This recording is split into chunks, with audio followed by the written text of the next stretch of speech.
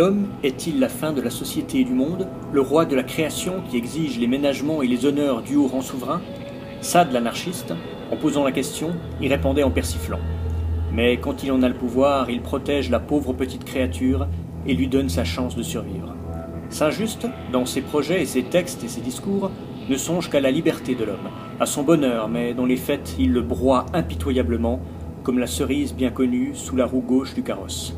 Compensation chez l'homme d'idées et l'homme d'action. Saint-Just fut impitoyable et il devait évidemment donner l'exemple.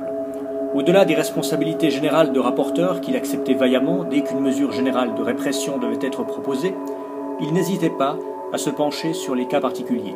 Le recueil des actes du Comité du salut public nous a conservé, avec les autres, les arrêtés signés de Saint-Just seul, donc illégaux en principe, mais on n'y regardait pas de si près quand tout l'exécutif reposait sur une douzaine d'hommes débordés par l'ampleur de leurs tâches.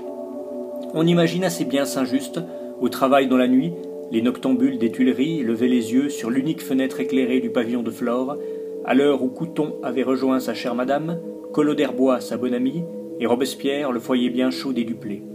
On imagine Saint-Just hésitant, la plume doigt en l'air, avant de signer le papier qu'il vient de dicter au commis de service ensommeillé.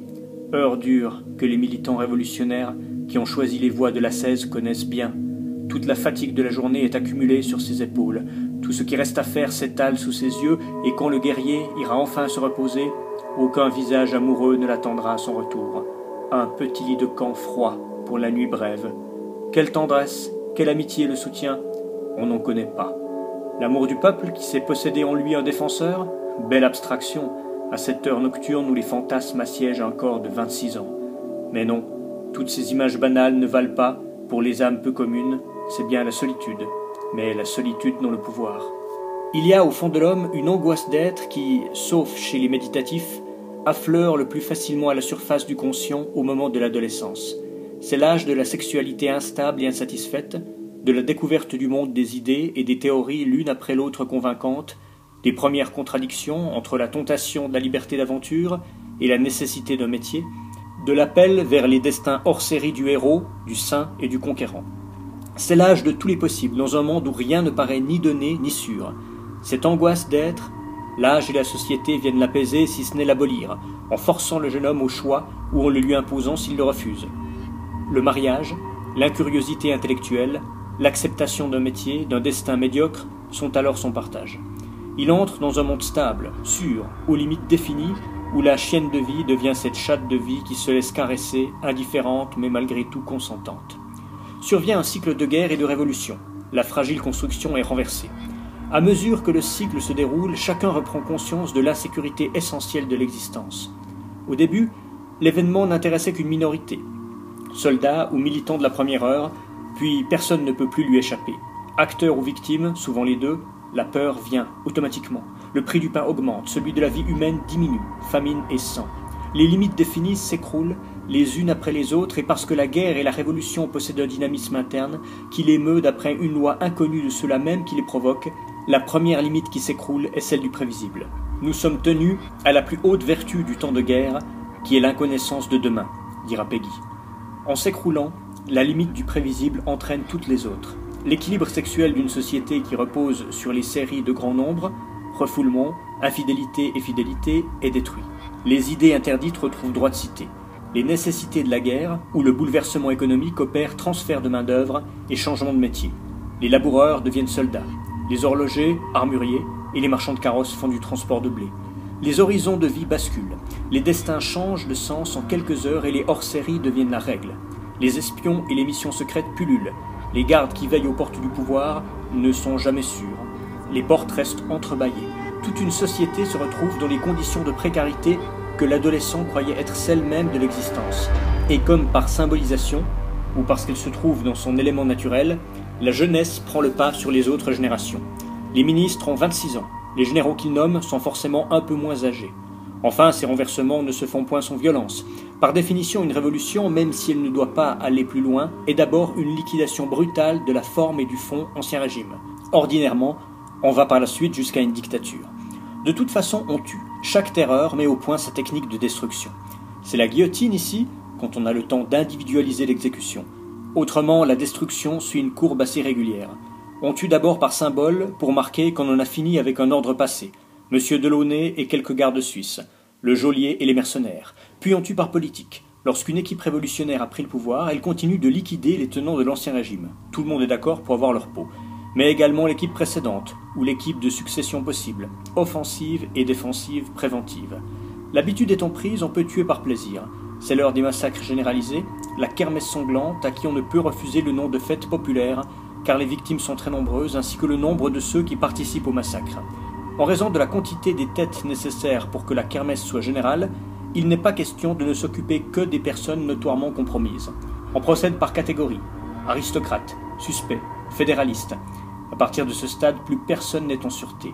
La vague de peur, propagée des noyaux menacés dès la première heure, s'étend à travers toutes les couches de la société. Par réaction, des contre-terreurs aussi sanglantes s'organisent dans les régions où le pouvoir central atteint le moins facilement. Et cette vague de peur est si forte qu'elle recouvre ceux-là même qui terrorisent, car toute révolution suscite une opposition qui est celle des modérés et celle, autrement dangereuse, des surenchérisseurs, ceux que dans la Florence médiévale on appelait les arrabbiati. Il s'agit donc pour les terroristes de détruire les oppositions au fur et à mesure qu'elles menacent de se manifester sur un point ou sur un autre. Ils tuent alors pour se défendre politiquement, personnellement aussi. Car à une époque où la vie humaine est totalement dévalorisée, rien n'est facile comme d'armer un bras pour abattre le tyran au pouvoir. De chaque coin de rue peut surgir une Charlotte Corday, un L'Admiral ou une Cécile Renaud. Tuer par peur, tuer pour ne pas être tué, tel est le point culminant et fatal de la terreur. C'est celui aussi où les contradictions s'avèrent irréductibles. Les terroristes en général n'aimaient pas la terreur qu'ils exerçaient, à moins qu'ils ne fussent sadiques sans le savoir.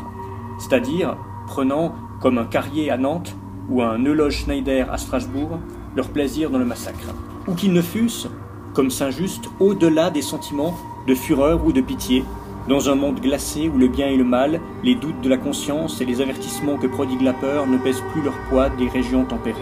En général, les terroristes étaient des âmes sensibles dont les lettres sont trop unanimes à chanter les douceurs des affections familiales et de la vie campagnarde pour qu'il soit possible de s'en tenir à l'explication de la pure hypocrisie. À moins qu'il n'y ait des hypocrisies collectives, qui sont adhésion inconsciente à des images, à des représentations nouvelles, tenant de la mode leur séduction et du mythe leur force contraignante. Mais il n'y eut, à n'en pas douter, surtout chez un Saint-Just, l'espoir tenace dans l'avènement d'un temps élyséen où la sagesse et la vertu triomphantes rendraient non seulement la répression inutile, mais tout l'appareil gouvernemental lui-même.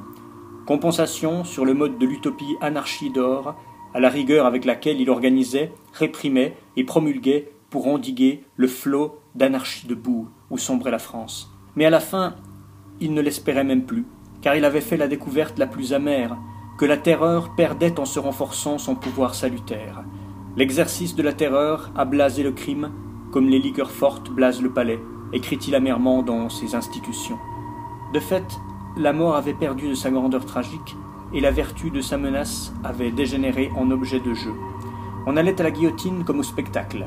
Les femmes portaient la guillotine en boucle d'oreille ou en pendentif, les enfants jouaient à la guillotine avec des guillotines miniatures, et, suprême dégradation de l'institution, les aristocrates incarcérés, au lieu de trembler en attendant la liste, jouaient à répéter avec les nobles dames la scène finale de leur exécution. Cela s'appelait à Saint-Lazare le jeu de la bascule. N'est-ce pas ce doute qui explique l'inexplicable attitude de Saint-Just durant les heures qui suivent la séance du 9 Thermidor à la Convention, quand l'insurrection populaire a délivré les robespierristes du comité arrêtés et leur donne, à l'hôtel de ville, une dernière chance de proclamer la Commune. Tandis que Robespierre tourne en rond, incapable de prendre une décision, Saint-Just, qui a réorganisé 3 armées, se tait et ne se donne pas la peine de mettre de l'ordre dans les sections de protection qui, dégoûtées de l'incapacité d'Henriot, toujours fin saoul, se débandent le soir venu.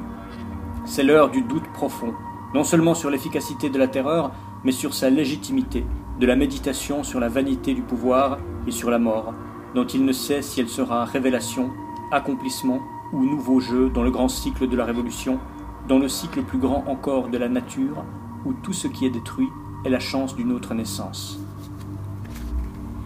Cette lecture était extraite du livre « Introduction au monde de la terreur » de Bertrand d'Astorg, paru en 1945 aux éditions du Seuil.